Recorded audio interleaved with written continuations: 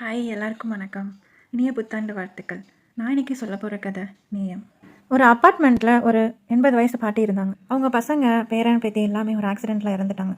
அவங்களுக்கு கணவர் முன்னாடியே இறந்துட்டார். ஏதோ வர கொஞ்சம் பென்ஷனை வச்சு தான் அவங்க தனியாக அங்கே வாழ்ந்துட்டு இருந்தாங்க. அப்போ ஒரு நாள் ஒரு இளைஞன் கதவை தட்டி, பாட்டி உங்களோட 100 ரூபாய் கீழே விழுந்துருச்சுன்னு நினைக்கிறேன் அப்படின்னு சொல்லி கொண்டு வந்து அந்த பாட்டி கிட்ட கொடுத்தான். நம்ம அப்பார்ட்மெண்ட் நோட்டீஸ் போர்டில் உங்களோட 100 ரூபாய் நீங்கள் வந்து தொலைச்சிட்டிங்கன்னு அதில் எழுதியிருந்தது அப்படின்னு சொன்னோன்னே அந்த பாட்டி சிரிச்சுட்டு, நீங்கள் 12வது ஆளாக வந்து இந்த 100 ரூபாயை கொடுக்குறீங்க அப்படின்னு சொன்னாங்க. அந்த பாட்டி அந்த இளைஞனுடைய வெளியில் வந்து, தம்பி நோட்டீஸ் போர்டில் இருக்க அந்த நோட்டீஸை எடுத்துருங்க அப்படின்னு சொல்லி சிரிச்சுட்டே சொன்னாங்க. என்னோட காசு எதுவுமே கீழே விழலை, உங்களோட நல்ல எண்ணத்தில் தான் எனக்காக யாரும் அந்த நோட்டீஸ் போர்டில் காசு தொலைஞ்சு போயிடுச்சுன்னு போட்டிருக்காங்க.